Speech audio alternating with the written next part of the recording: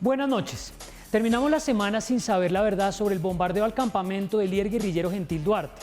Hoy la revista Semana habla de un segundo menor de edad que habría muerto en el operativo.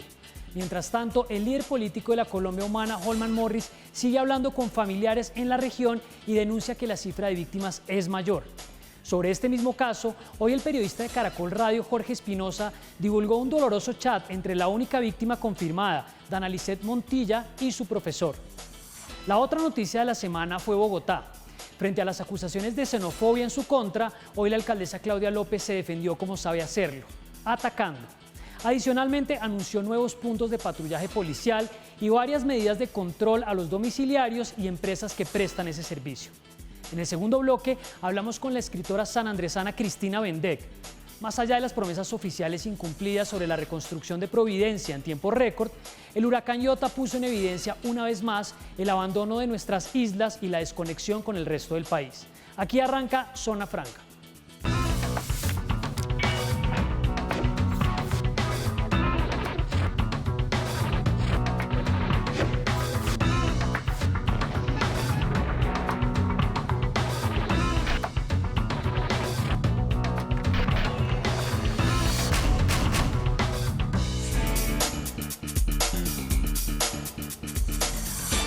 Buenas noches y gracias por estar con nosotros. Es otra vez viernes y estamos transmitiendo desde Plaza Claro. ¿Qué hubo, Daniel? ¿Qué hubo, Carlos? ¿Qué tal su semana? Caliente, ¿no? En redes. Caliente, sí. Bueno. Ahí, pero el cuero está rasguñado, pero creo que ya paró la hemorragia. Yo creo que va a sobrevivir. El fin de semana siempre llega el fin de semana. Y la memoria en redes sociales tiene la cosa buena de que existe por muy poco tiempo. Después a uno le sacan las cosas, pero está bien. Todo el mundo tiene derecho al olvido. Eso sí, a quien le están sacando cosas, y ya vamos a hablar de eso, es a la alcaldesa Claudia López. Sí, creo que solo falta Angélica Lozano en salir a criticarla, porque de resto todos sus aliados han salido, creo que con buenas razones, a decir que no está bien que esté enviando discursos de odio y xenofobia en sus mensajes. Ya vamos a hablar un poco de ese tema, pero vamos a arrancar con el resumen y varios temas que hemos visto y que pues han estado aquí en el programa de distintas maneras.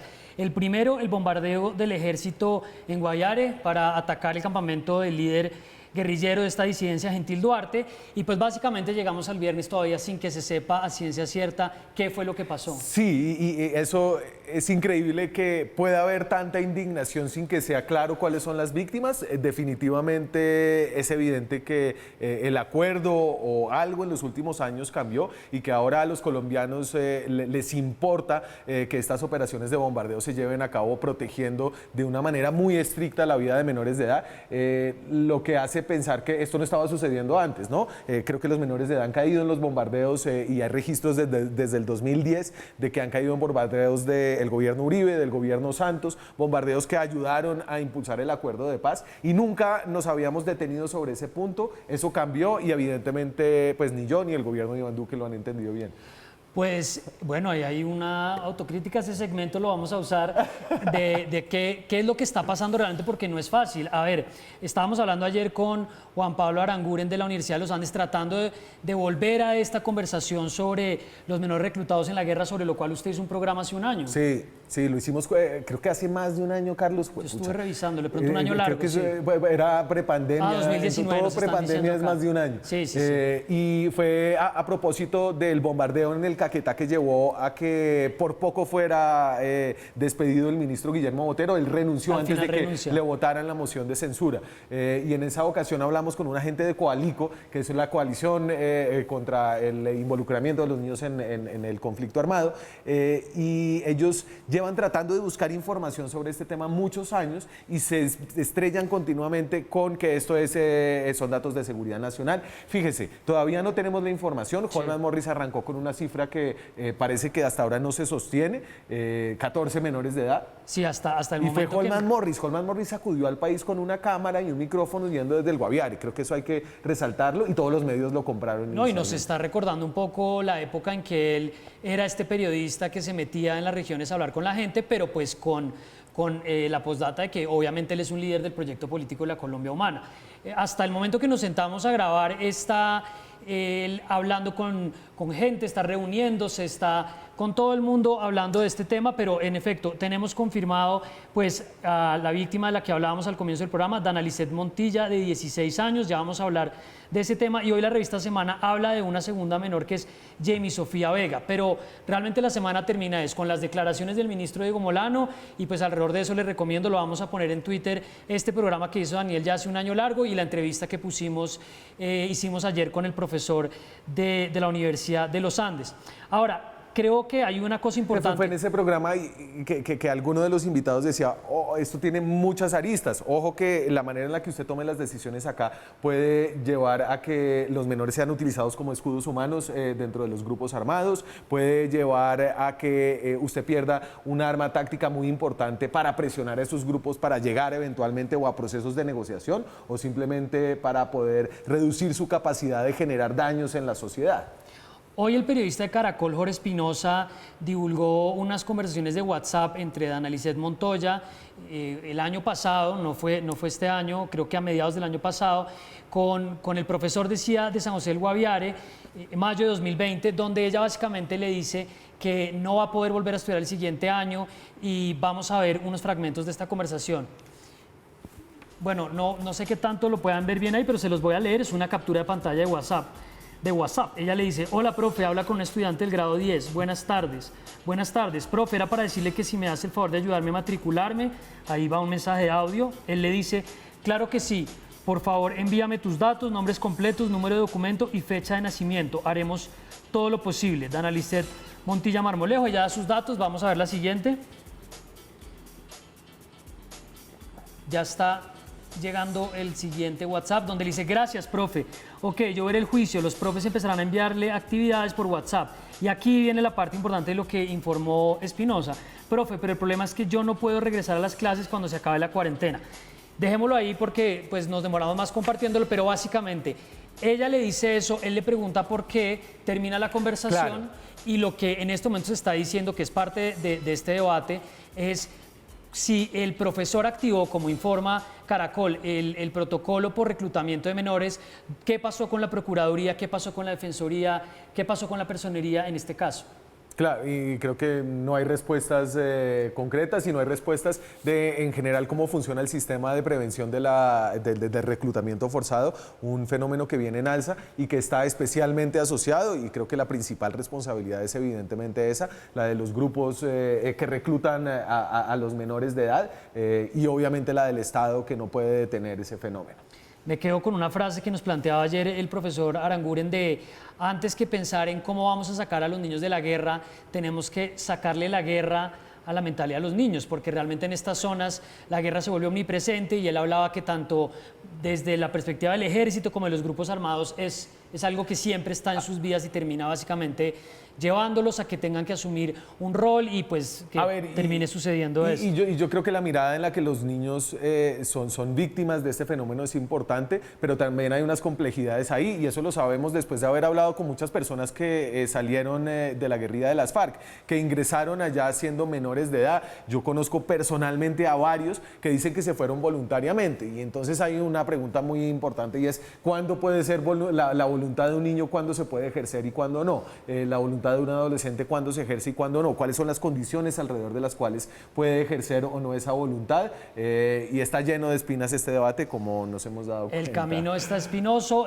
Vean de nuevo la entrevista de ayer, el programa que se hizo ya hace un tiempo, lo vamos a compartir en redes sociales, pues porque también vamos a ver qué sigue pasando con este caso.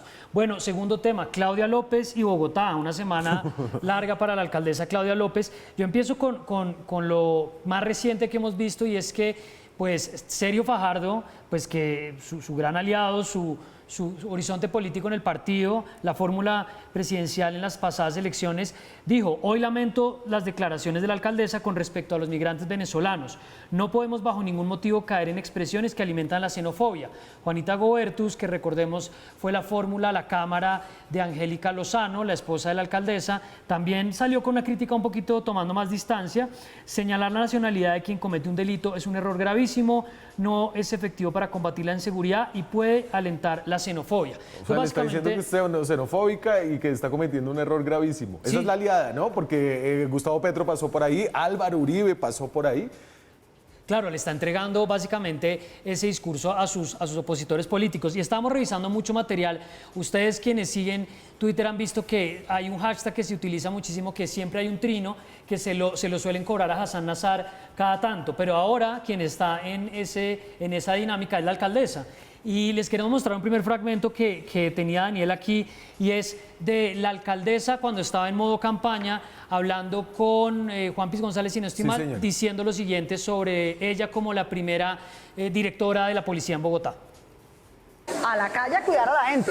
Y yo voy a ser la jefa de la policía. Ahí sí perdió, ya ellos no van a votar por usted. Así como han temblado los corruptos, van a temblar los delincuentes, porque yo voy a llegar de jefa de la policía y no les voy a dejar de respirar en la noche. A ver, y en el trasfondo acá de la discusión alrededor de Claudia López no está solo el hecho de los discursos xenófobos, sino de una tensión con la policía de Bogotá, una tensión alrededor de la seguridad. Recuerde que ella se apartó un poco de la posición de la policía después del 9S, esta noche en la que murieron más de 10 personas aquí en la capital, 70 heridos de fuego, y ella hizo un homenaje a las víctimas en ese momento. Sí. Y recientemente murió un patrullero asesinado por unos criminales. El miércoles, sí. Y en ese caso ella no estuvo en un homenaje muy grande que le montó, yo creo que hábilmente, el gobierno nacional. Y ahora, entonces, frente a estos crímenes, de nuevo se lava las manos y apunta hacia los venezolanos cuando ella era la que iba a enfrentar el crimen en la ciudad. Y creo que se están mezclando como dos cosas ahí para la alcaldesa. Por un lado, este discurso donde ella efectivamente ha tomado distancia de su rol como primera autoridad policial. Yo en particular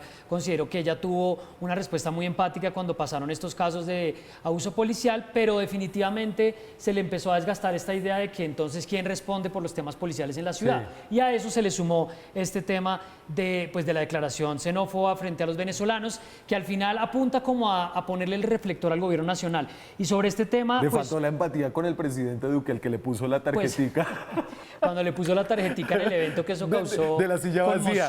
Se inventó la fabricación de una silla vacía. Que después dijeron que había sido realmente alguien de la alcaldía, pero pues que esa foto se movió de un lado a otro. El caso es que uno ya no podría decir que la alcaldesa, y aquí es donde viene la pregunta, está haciendo esta declaración cada tanto, porque lo dijo el año pasado durante la pandemia, lo dijo esta semana, pero esta mañana, refiriéndose a los concejales que le han criticado, que por supuesto el primero es Carlos Fernando Galán, dobló ya la apuesta, o más bien la estrategia, y uno ya dice, ella se va a ir por esa línea. Veamos lo que dijo esta mañana, un fragmento. Yo lo que le respondo es que por favor no caigamos en la hipocresía. Nuestro deber, yo invito a los concejales a que en vez de estar en Zoom, vayan a los barrios, hablen con la gente. Resulta que entonces ahora los colombianos, bien fregados que estamos, aquejados por una situación de desempleo e inseguridad que ha generado la pandemia, nos van a insultar y a decir xenófobos cuando denunciamos una situación real que está pasando. ¿Cuál cree usted que al final es la estrategia de la alcaldesa? Porque es evidente que más allá, pues uno empezaría a pensar que está convencida de lo que dice, pero hay una línea política clara o una estrategia de respuesta. Ahorita en la silla sacamos un artículo de Paula Doria, de la periodista de la silla de Bogotá, que dice Claudia se queda sola sin los aliados y sin las cifras que la respalden. No hay cifras que digan y que muestren que los venezolanos cometan más crímenes que los colombianos. De hecho, muestran lo contrario. Los venezolanos son, parece que el 4% de la población en Bogotá. Sí. Y según las cifras del secretario de Seguridad, cometen el 2% de los crímenes. Correcto. Es decir, son 2 veces menos, es menos probable que un venezolano ataque o cometa un crimen que un colombiano. Yo creo que uno podría decir que la estrategia está con la percepción ciudadana, y si uno lee la encuesta, más del 60% de las personas están en desacuerdo con el estatuto migratorio de Duque. Casi el 70% ven ya de una manera negativa la llegada de migrantes venezolanos. Una apuesta que no le está funcionando hasta ahora porque viene en picada libre en las encuestas, todavía por encima del 50%, tenía un control amplio, pero yo creo que es hora de preguntarse, y uno se estaría preguntando, ¿será que tal vez esto no me funciona como estrategia? ¿Será que es una posición moralmente contradictoria a lo que yo venía proponiendo antes? Pero, y lo que su base le dice. ¿Pero usted lo ve algún atisbo de duda en la alcaldesa? No, a mí me sorprende, y la verdad pues me parece un poco triste que le haya apostado ese discurso de esa esa manera, pero además acuérdese Si que usted, hace... según Semana, usted también es claudista. No, sí, el Confidencial de Semana, donde dicen que yo soy un recalcitrante. No, que usted se comete un grave error al no pronunciarse como si fuera el presidente de la República. Hay una mesa plegable del año pasado cuando ella dijo la declaración donde básicamente pues criticamos lo que estamos viendo otra vez. Pero hace un mes largo estuvimos hablando acá con Sandra Borda, usted y yo, y ella decía una cosa interesante y es que realmente el discurso de recibir a los venezolanos y de tener una política migratoria conciliatoria no es popular, no es taquillero. Entonces ella efectivamente está tratando de usar eso para identificarse con la gente que en muchas zonas de Bogotá dice es que los venezolanos aquí llegaron. Ahora, el gran problema es el fuego que eso está alimentando y el riesgo que abre.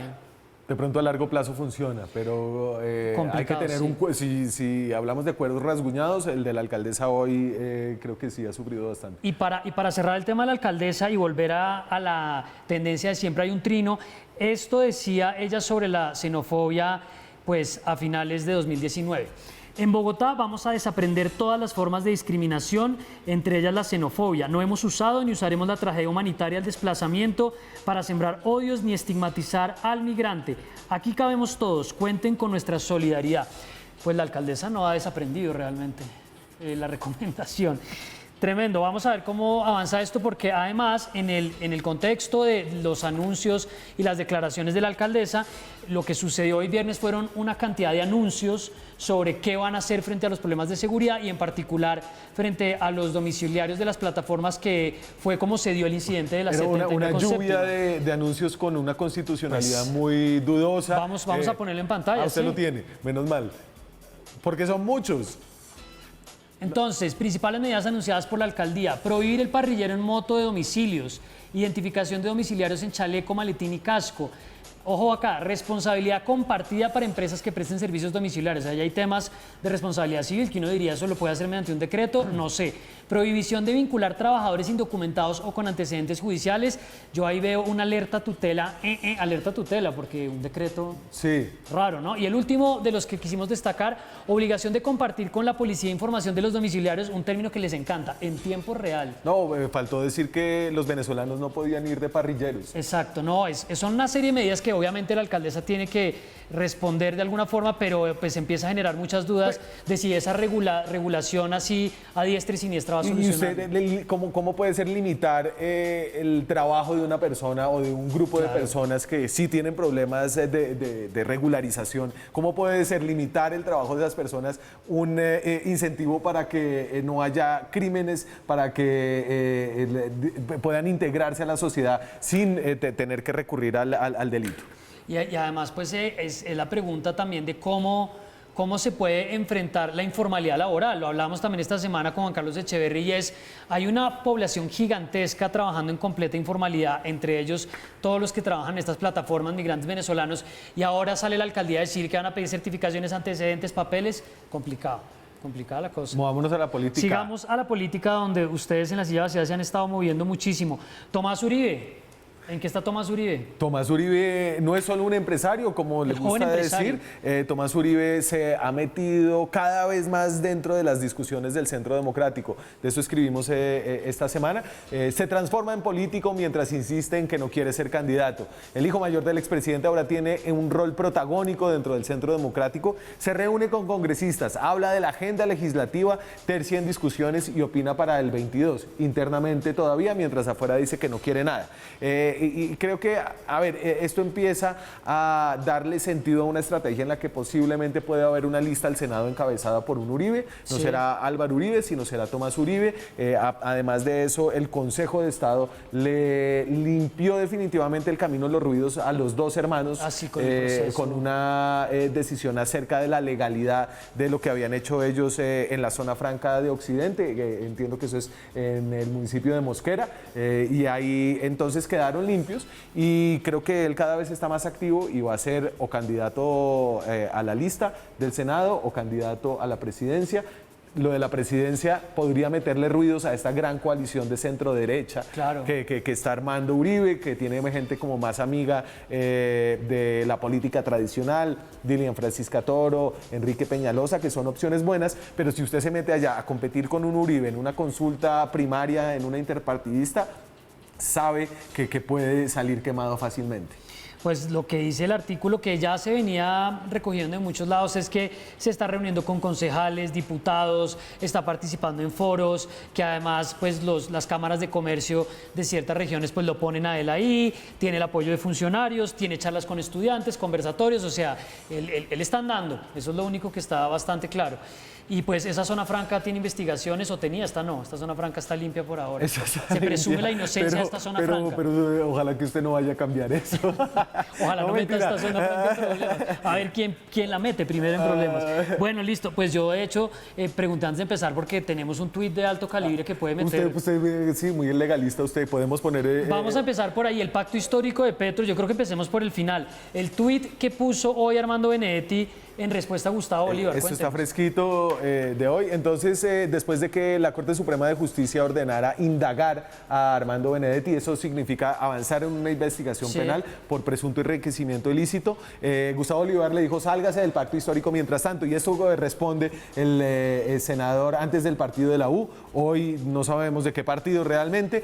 Curioso que usted hoy confíe tanto en Cristina Lomana, que es la magistrada que lo investiga. Sí. Gustavo Bolívar, su clasismo, su machismo, sumado a su afán de protagonismo, son el verdadero obstáculo que tiene el pacto histórico.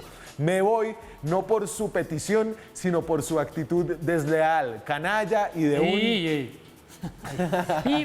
antes de que nos caiga el... Y entonces el pacto histórico, ¿qué es? Esta es la gran coalición que está formando Gustavo Petro alrededor de, en esta ocasión, más personas que antes. Antes le había tocado irse pues con Ángela Robledo y con Carlos Caicedo de Fuerza Ciudadana, el hoy gobernador de Magdalena. En esta ocasión es un pacto histórico que da un giro hacia la campaña hacia una campaña más tradicional, hacia una política más tradicional. A diferencia de sus aspiraciones anteriores, esta vez Petro cuenta con el apoyo de congresistas, uno menos ahora después de Benedetti, aunque eso podrá resolverse, algunos políticos cuestionados, y busca el respaldo de los empresarios. Precisamente Benedetti era la llave clave con los empresarios. Roy Barreras está ahí, también va a lanzar una candidatura, tienen congresistas, porque pusieron congresistas y esos congresistas están haciendo campaña de una forma un poco más tradicional, pero eso tiene a su vez unos riesgos que estamos viendo cuáles son. Meterse con personas que tienen antecedentes de investigaciones que ahora empiezan a desarrollarse mientras él está dentro de este gran pacto histórico. Claro, pues casi que el riesgo que se planteaba antes se concretó muy rápido, ¿no? Básicamente, pues lo que se preguntaba que podía pasar con las investigaciones, aquí aterrizó. Nos había dicho que ya había hablado con 2 multimillonarios que estaban interesados, no los nombró. ¿Qué va a pasar con eso? Pues vamos a ver, porque de todas maneras Armando Benedetti ha sobrevivido varias peleas y varios cuestionamientos judiciales, aunque este entra en un momento complicado. Eso sí, el pacto histórico sigue adelante con estas. Yo siento que el que más ruido está haciendo es Gustavo Petro, lo habló esta semana con Ariel Ávila en Canal Capital, y me sorprendió que ayer, entrevistando a Daniel Coronel, dijo que si esta vez, a diferencia del 2018, tuviera que votar entre el que diga Uribe o Petro, votaría por Petro. Claro, en las elecciones pasadas había dicho que quería votar era por Vargas. Que iba a votar en blanco en segunda vuelta y que había votado en blanco. Déjeme solamente decir una cosa ahí sobre el pacto histórico. Gustavo Petro empieza sintiéndose en esta campaña como favorito. Sí. Y eso es importante porque ya no es la pelea de David contra Goliat que había sido en sus 2 campañas anteriores. Ya no es el pequeño contra estos grandes, es una opción de poder que se presenta como tal desde el principio de la campaña. Y eso por eso tiene una cantidad de gente nerviosa. Definitivamente es una foto muy distinta a la de hace 4 años cuando arrancaba la campaña, aunque uno ve a los del centro un poquito en los mismos dilemas de me reúno, no me reúno, hacemos un acuerdo, no hacemos un acuerdo. Nosotros vamos a una pausa y ya regresamos.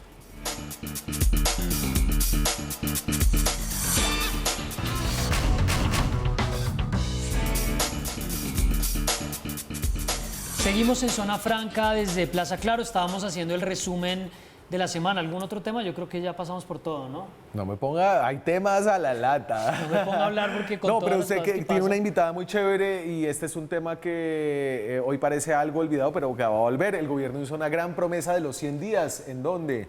Sí, hablaron de la reconstrucción de Providencia con ocasión del huracán Iota, el plan 100, que en algunos sitios en algunos sitios de aquí iban a ser 90, 100 días para construir 1.200 casas en Providencia. Ahí Susana Correa, que es la delegada del gobierno, ha tenido que explicar, pero nosotros queríamos salirnos de esa evaluación, a lo que seguramente volveremos en algún momento, para hablar de San Andrés y Providencia, que es un tema que solamente entra un poco en la agenda nacional cuando hay cierto tipo de problemas, cuando parece que vamos a tener problemas de litigios, pero que en realidad siempre pareciera que estuviera como un pensamiento secundario dentro de la agenda del gobierno nacional. Y creo que ahí hay que hablar de esas cosas, y por eso quiero darle la bienvenida a nuestra invitada Cristina Benedek, sanandresana raizal, profesional en Gobierno y Relaciones Internacionales y escritora. En 2018 ganó la primera edición del Premio Nacional de Novela Elisa Mujica por la novela Los Cristales de la Sal. Y pues después le voy a hablar de un ensayo muy interesante que leí sobre el tema de San Andrés y Providencia. Cristina, bienvenida a Zona Franca. Hola, ¿qué tal? Mucho gusto. Gracias por la invitación y un saludo muy especial para toda la audiencia. Bueno, Cristina, el año pasado yo tuve la ocasión de leer un ensayo que usted escribió para El Malpensante, que era El cerco entre orillas, donde básicamente se refería a la situación histórica, política de San Andrés y Providencia, y hay una frase que me llamó la atención porque la podríamos leer exactamente igual para lo que está pasando con Iota. Usted dice: la inconformidad por el mal manejo de Colombia, en el caso del litigio con Nicaragua, es anterior al fallo. En parte es producto de una relación neocolonial con el Estado, el cual ha planteado estrategias de homogenización cultural y ha eliminado progresivamente la cultura anglo-caribeña del archipiélago para priorizar los intereses económicos continentales y la gobernabilidad colombiana. Entonces, ¿a usted le resonó esto que escribió, el análisis que hizo a raíz de lo que estamos viendo con el huracán Iota? Sí, yo creo que esa relación tan vertical que hay entre el Estado y el archipiélago es algo que siempre salta y se resalta cuando hay una crisis, ¿no? Como lo dije ahí, como lo escribí en lo que es algo que es anterior al fallo, pero que casi que tiene 100 años desde que Colombia empezó con unas estrategias muy específicas de poblamiento en el archipiélago, motivando y dando incentivos para que familias numerosas llegaran a sentarse en el archipiélago, en la que en su momento, por ejemplo, no se hablaba ni siquiera español, ni había la moneda nacional circulante. Entonces, digamos que esos ejercicios de soberanía que se hacen a través de esas políticas que han sido políticas de Estado de larga data, empiezan a mostrar sus grietas en los momentos en los que ocurren estas crisis, como por ejemplo la del fallo del 2012, una cosa que además estaba anunciada históricamente y para la cual el Estado tuvo suficiente tiempo, décadas, para preparar una defensa adecuada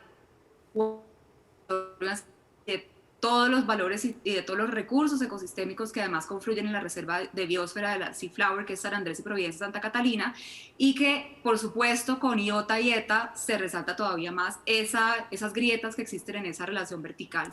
Yo creo que aprovecho esta ocasión porque además, a pesar de que los huracanes no son el foco de esta conversación, sino la oportunidad para tenerla, sí es algo que también como el fallo del 2012 empieza a motivar mucho más la movilización social en favor de la autonomía. Venga, Cristina, tenemos un rato para hablar, pero yo quiero entender algunas cosas de lo que usted dice. ¿A usted le parece que Colombia falló en no haber ganado ese fallo? Es decir, tenemos el mapa por ahí de lo que se perdió. Es que a mí me parece que aquí hay una discusión muy interesante acerca del colonialismo, porque yo creo que si uno estuviera parado en Nicaragua, los nicaragüenses estarían diciendo que han sido víctimas por muchos años del colonialismo colombiano, ¿no? Ese es el área marina delimitada de Colombia, lo que está en azul, y lo que está en rojo son las áreas que, digamos, que se perdieron, que en ese fallo de la Corte Internacional de Justicia se le reconocieron a Nicaragua. Usted lo sabe muy bien, Cristina, desde el monte en Providencia, en los días que están claros, se puede ver la costa nicaragüense, y sí parecía que Colombia, y yo me quito aquí la camiseta de la selección, estaba de alguna forma ejerciendo un imperialismo por unas razones históricas sobre la costa mosquitia, sobre los nicaragüenses, y que la Corte le da la razón a Nicaragua en ese argumento. Es que, a ver, yo abogaría un poco por ser muy consciente de las perspectivas que estamos asumiendo para mirar este mapa, ¿sí? Desde dónde nos estamos parando, desde dónde estamos dirigiendo la mirada para estudiar este mapa. Si uno se para desde las ópticas de los estados, de hecho, pues yo puedo decir desde la perspectiva del derecho marítimo internacional, por ejemplo, Todos los estados tienen derecho a 200 millas náuticas, ¿no? de 12 millas de mar territorial y todo lo que desde ahí se extiende, zona económica exclusiva, etcétera, etcétera. Y eso es lo que Nicaragua estaba reclamando en su momento. El tema es que aquí en San Andrés y Providencia, en Santa Catarina, es un archipiélago que de hecho ha tenido una pertenencia histórica por razones imperiales al gobierno de Colombia, al Estado de Colombia, cuando nació el Estado colombiano, pero pues la verdad es que los estados son, digamos, entidades o instituciones que son incluso mucho más nuevas que la territorialidad de un pueblo indígena sobre este archipiélago. Entonces, en realidad lo que nosotros queremos desde el archipiélago, y ahí me atrevo a hablar en plural, es una cosa que evito mucho hacer, pero esto creo que es algo demasiado fuerte como para no plantearlo de esta manera en colectivo, es en realidad que se reconozca que desde esa perspectiva del archipiélago hay una unidad, ¿sí? Y hay una relación histórica y espiritual con el maritorio, con el territorio, con las islas emergidas, con los bancos de pesca, con las corrientes, con las especies que circulan en esa zona, y estos conflictos que hay entre los estados que se están manejando precisamente desde las ópticas de Bogotá y Managua, que recurren a una entidad que es la Corte Internacional de Justicia en La Haya, pues no están teniendo en cuenta y no han tenido en cuenta esa territorialidad. Entonces, desde la perspectiva del archipiélago sí se puede decir que Colombia efectivamente fracasó en defender un territorio y en defender a las personas que hacen parte de ese territorio de forma ancestral. Solamente después de ese fracaso es que Colombia ahora, a modo de contrademandas, ante la misma Corte Internacional de Justicia, está esgrimiendo el argumento de la territorialidad del pueblo indígena raizal. Es como un argumento que ahora se usa como un instrumento del Estado para justificar su soberanía, pero no se utilizó desde el 2001, que fue cuando Nicaragua interpuso formalmente la demanda. Y tampoco es un argumento que haya nacido desde el 69, que fue cuando Nicaragua manifestó su intención firme de reclamar el territorio del archipiélago. O sea, el Estado ha sido negligente completamente en la defensa. Ahora, desde el punto de vista del derecho internacional, uno podría decir, pues Colombia no es que haya perdido tanto, porque pues en realidad se le reconoció la soberanía sobre todos los territorios emergidos, que era una cosa que no estaba clara con el tratado inicial del 1928. Entonces uno puede tener muchas perspectivas, pero desde la localidad y desde lo que es la perspectiva del pueblo indígena raizal y desde lo que son la ancestralidad y la relación que existe y todo lo que se ha perdido con esos 70.000 kilómetros cuadrados, es muy claro el fracaso. Cristina, pero hay una cosa también cierta de este proceso, y es que ustedes tampoco se sienten mejor representados por los intereses del Estado nicaragüense, porque ahora hay un gran riesgo de que el Estado nicaragüense dice que ellos son los que van a proteger ese ecosistema, y realmente ese tampoco parece ser el caso para los isleños y raizales, que crean que por ahí sí les va a ir mejor. No, por supuesto que no. Eso sería, bueno, ahí sí yo no me atrevo a hablar en colectivo, ¿no? Pero mi perspectiva como analista del tema y como Cristina Benedek, y como alguien bien preocupado por efectivamente todo lo que son los intereses expansionistas y extractivistas de esas entidades que son los estados. Vuelvo y digo que a mí me gusta mucho pensar más desde el archipiélago como un ente autónomo, porque si nos ponemos a pensar desde los estados perdemos todo, básicamente perdemos realmente la autonomía que deberíamos tener para decidir lo que pasa en nuestro territorio, porque somos quienes habitamos permanentemente ese territorio, que es además muy vulnerable a cualquier tipo de amenazas de cambio climático y de desastres ambientales como hemos visto, que es el Caribe en general. No creo que sea muy prudente tampoco decir es que vuelvo y digo, esta es una cosa como muy dicotómica, ¿no? Pensar si es Nicaragua o Colombia. Eso es una trampa, hay que salir de esa trampa. En realidad hay que pensar desde el archipiélago y desde lo que le conviene al archipiélago.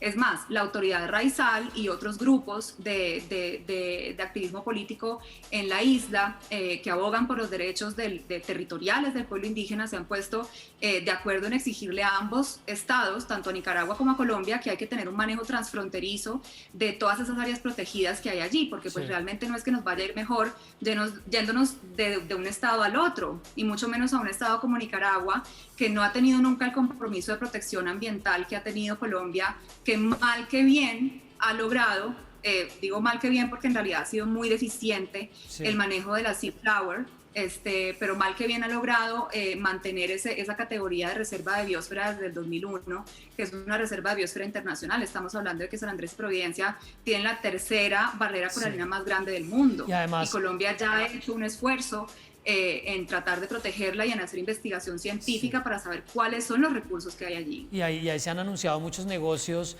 para el Estado nicaragüense que no es que esté en las mejores manos de Daniel Ortega y su esposa. Cristina, no se mueva, nosotros vamos a hacer una pausa, síganos acompañando, ya volvemos.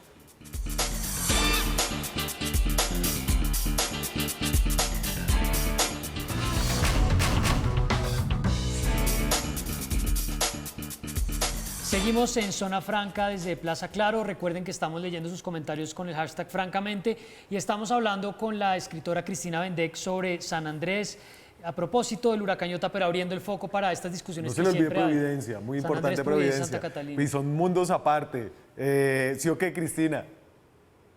Totalmente, pues ya lo hemos visto, ¿no? Creo que si algo han dejado claro los huracanes es que son mundos aparte. No, y es que creo que la gente no tiene como las proporciones, primero de lo lejos que quedan San Andrés y Providencia y Santa Catalina de Colombia, es decir, los barcos de abastecimiento se demoran, pueden ser más de 20 horas en llegar allá, y solamente para llegar de San Andrés a Providencia, usted en el catamarán, que es el barco más o menos de pasajeros, se echa que como 3 horas. Son 3 horas, sí. Con una marea favorable, digamos. Y hemos hablado mucho acerca de la autonomía. A mí yo he ido varias veces a Providencia, sobre todo. Es como un paraíso en la tierra, obviamente hoy en reconstrucción, no solamente por la barrera coralina, sino por la gente. Hay una cosa distinta. Y siempre me ha parecido muy particular que allá la gente no se siente colombiana, es decir, la forma de sentir la nación, y usted lo venía diciendo, es muy distinta, y es muy distinta porque hay una historia muy rica. Tampoco es una historia simplemente racial, es decir, no son todos afros, hay una mezcla. Pues me puede hablar un poquito de cuál sería, si fuera una nación, cuál sería la nación de nuestro archipiélago y cómo se relaciona con nuestra nación colombiana. La nación es de hecho una nación. Lo que pasa es que creo que a través de... es que vuelvo al tema de las políticas que han estado además obviamente reflejadas, por ejemplo, en los currículos educativos.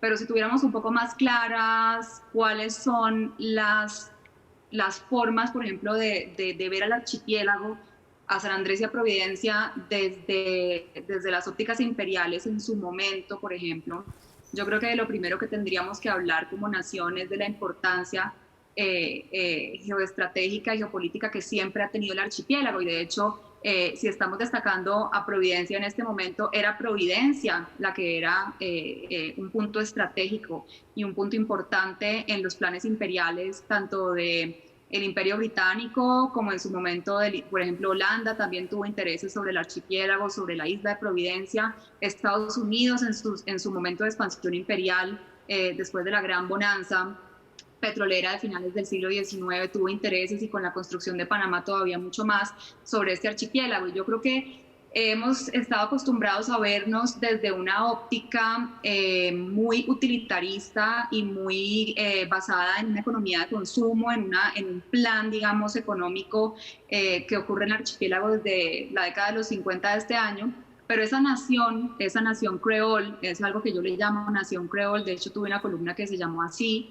Y a mí siempre me gusta soñar con esa ficción de la nación creol, porque es una nación que es angloparlante, que es creolhablante, que tiene sus propias raíces históricas de mestizaje específico, que tiene unas relaciones además con los otros países que la rodean y con las otras poblaciones de los países que la rodean. O sea, San Andrés, como departamento fronterizo de esa entidad que es el Estado colombiano, tiene relaciones naturales y siempre ha tenido relaciones naturales basadas en migración de cabotaje, por ejemplo, desde tiempos ancestrales con las comunidades creoles de Panamá, de Costa Rica, de Nicaragua, hasta Honduras y Belice, Caimán, Jamaica. Entonces es una nación en sí misma, efectivamente, con una potencialidad gigantesca en su multiculturalidad. Entonces yo creo que si nosotros nos dedicáramos a revisar nuestra historia y a cuestionar cuáles han sido,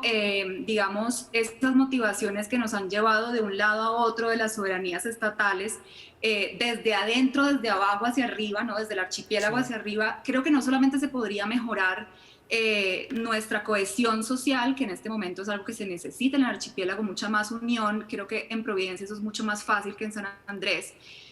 Sino también las relaciones que hay, por ejemplo, con las otras entidades administrativas. O sea, Claro. porque de hecho San Andrés es un archipiélago que tiene una categoría especial en la Constitución y que tiene derecho a formarse autónomamente como un departamento especial. Cristina. Entonces yo creo que esas serían nuestras características nacionales para empezar. Para tocar un tema relacionado con lo que usted habla, una de las cosas, el domingo pasado en El Espectador, Cecilia Orozco entrevista al pastor Alberto Gordon May, presidente de la Autoridad Raizal, que plantea algunos de los puntos que usted también desarrolla en este ensayo, El Malpensante, que mencionaba al comienzo. Y una de las cosas de las que él habla, que por supuesto tiene un antecedente histórico largo, es los procesos migratorios desde la Colombia territorial, continental, a San Andrés y Providencia, y especialmente a San Andrés.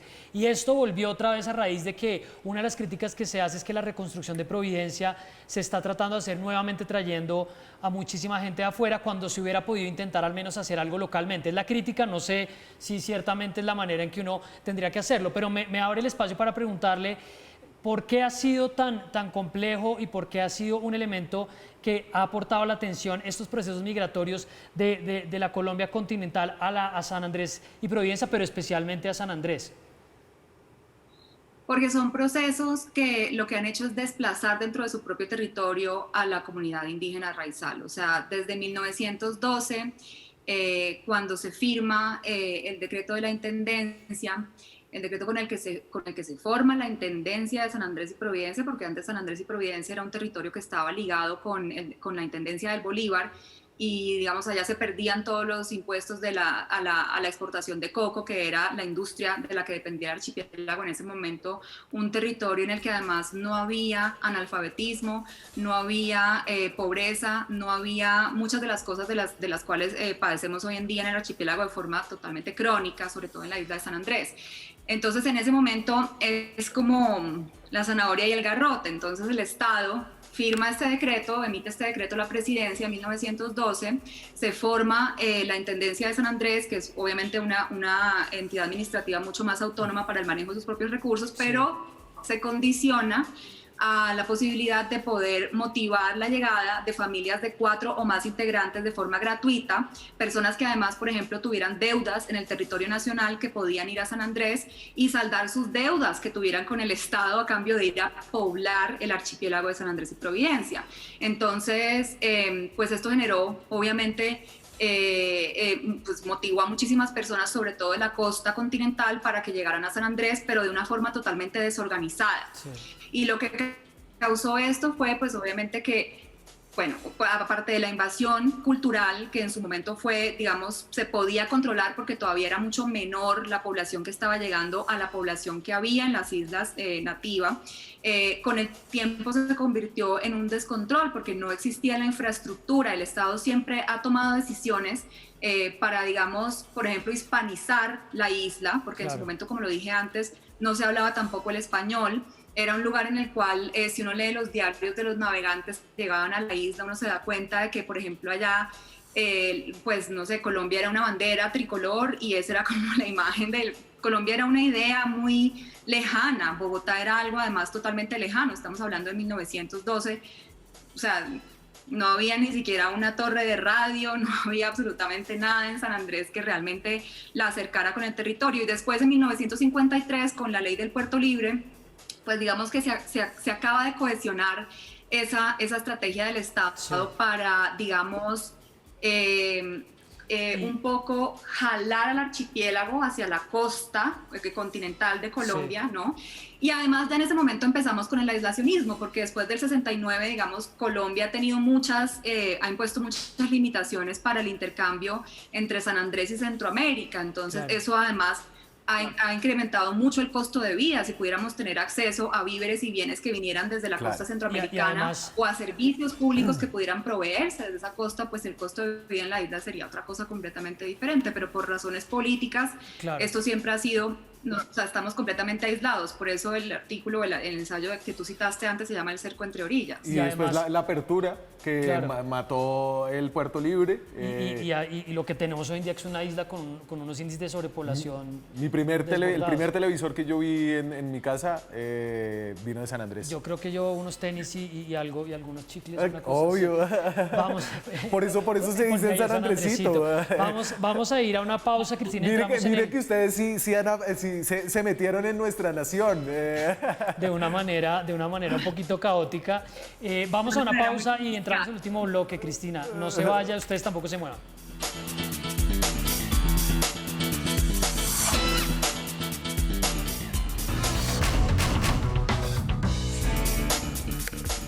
Seguimos en Zona Franca desde Plaza Claro, estamos entrando al bloque final, estamos conversando con Cristina Bendeck sobre San Andrés y Providencia y pues Daniel estaba recordando con mucho cariño San Andresito.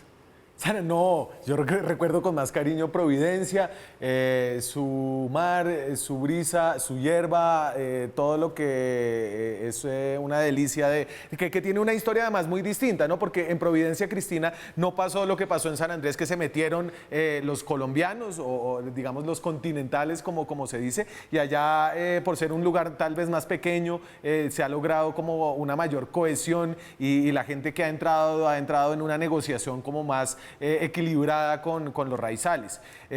Yo quería, no sé, entender cuál es su colombianidad o si es, porque allá me encontré con gente que no tenía ninguna colombianidad, era como un partido de la selección y yo era el único ahí viendo el partido y allá estaban, apostando, porque eso es muy de la cultura raizal. Yo quisiera, sí, la colombianidad, yo creo que no se puede negar, obviamente, que existe, que ya incluso la definición, esos bordes que definen a la comunidad raizal están marcados por el contraste.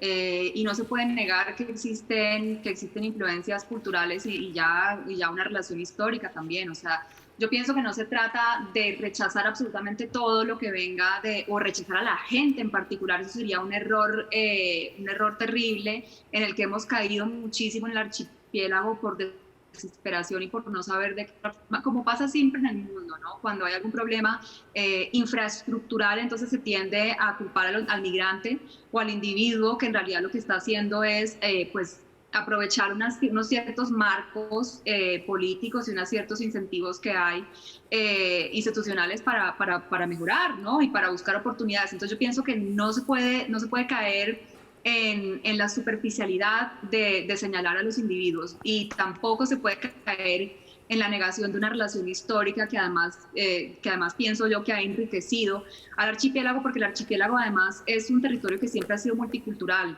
El archipiélago primero estaba despoblado y luego estuvo poblado por los intereses imperiales que nacieron en el escritorio de Cromwell en Londres en 1635, ¿sí? Entonces ahora pues esto es en lo que está el archipiélago y yo creo que hacemos mucho más reconociendo lo que somos y reconociendo el valor que tiene lo que somos, también al ser parte de ese territorio continental, pero también hay que señalar y no hay que caer obviamente en esos romanticismos patrióticos simplemente, sino que hay que señalar también lo que se puede mejorar siempre y se puede mejorar también desde abajo. O sea, es una responsabilidad de ambas partes, yo pienso. Y quiero aprovechar, porque mencionaron antes el nombre del pastor Alberto Gordon en esa entrevista del Espectador, y quisiera invitar a la audiencia a que leyera esa entrevista, cuyo título es "No queremos pertenecer a ningún país". Sí. Él hace declaraciones muy fuertes allí y yo creo que eso es una medida muy específica del descontento que hay en el archipiélago, no solamente por parte de los raizales, sino también por parte de muchas otras personas que han sufrido el apocalipsis con una pandemia y 2 huracanes. Cristina, una pregunta rápida para cerrar. Usted, cuando estábamos hablando para invitar al programa, usted me decía que llevaba un tiempo por fuera de la isla, usted pues es de allá y va muchísimo. ¿Cuál es el principal temor que tiene de regresar y ver qué cosa la desvela, la tiene preocupada de todo lo que ve, pues que uno siempre que se va de su tierra a la distancia todo se ve distorsionado? ¿Qué la tiene más pensativa sobre este regreso? Quisiera encontrar que la isla no está empeñada, porque eso es lo que suele pasar con las crisis. Y me aterroriza realmente pensar que el año pasado, que hace apenas 2 años, tuvimos un gobierno de transición y un periodo muy crítico políticamente, muy inestable, del cual no hemos salido todavía, que ocasionó que además el presupuesto de la isla quedara completamente administrado por entidades por fuera de la isla, por entidades como el Findeter, que han sido muy criticadas en el archipiélago. Quisiera encontrar que todavía podemos tener autonomía y soberanía sobre las decisiones que tomamos. Y quisiera sobre todo encontrar que sigue habiendo esperanza. Eso es difícil, es muy difícil, y como lo dije antes, es muy difícil también porque somos un lugar muy vulnerable. Climáticamente es crítico. Yo les anticipo, por si alguien quiere referirse a la novela que yo escribí, en su momento lo que me preocupaba era mucho de la crisis de infraestructura y también el cambio climático. De hecho, los huracanes juegan un papel primordial en ese relato que hice, que es un relato de regreso y un relato sobre el shock que viví luego de estar casi 13 años sin vivir permanentemente en San Andrés. Sí. Y el huracán tiene un lugar muy importante dentro de ese relato. Volvemos a una temporada de huracanes este año, mientras la gente en Providencia todavía no tiene resguardo. Sí. ¿No? Y mientras la gente en San Andrés ya es consciente de lo que implican, de los peligros tan reales que son ahora estos huracanes de categorías superiores. Entonces, quisiera encontrar que siga habiendo esperanza, pues, Cristina, aunque sé que ha sido un año muy difícil. Allá siempre la hay, y la gente allá encuentra esperanza y creo que vive unas vidas felices, ¿no? Esa ha sido mi impresión, como que ante la adversidad siempre hay como un gran espíritu de alegría y de resiliencia. De resiliencia. Esperamos que cuando regrese encuentre una foto esperanzadora, que nos cuente a través de sus redes sociales o a través de un ensayo como el que leímos. Básicamente lo recomendamos: El malpensante, El cerco entre orillas, y su novela Los cristales de sal. Gracias por pasar por Zona Franca, Cristina. Muchísimas gracias por el espacio. Ha sido un placer y hasta la próxima. Les contaré. Bueno, listo. ¿Usted sabe por qué se llama Old Providence o Providencia? No, porque no le habían pegado tenía la providencia de que no le había pegado nunca un gran huracán. Uf, tremendo, esa es una historia. Esperemos que de verdad ella llegue a encontrar algo distinto, porque además los medios a veces no terminan como de transmitirnos una foto clara, todo termina político. Si el gobierno lo está haciendo, si no lo está haciendo, a ver qué está pasando allá. Feliz fin de semana. Gracias, señor. Será otra semana la próxima. Que sea mejor que esta. Bueno, a todos ustedes, estuvo gracias. buena, gané seguidores. Eso no lo dudo. Vean el resumen del fin de semana. Gracias por conectarse a Zona Franca. Descansen. Chao.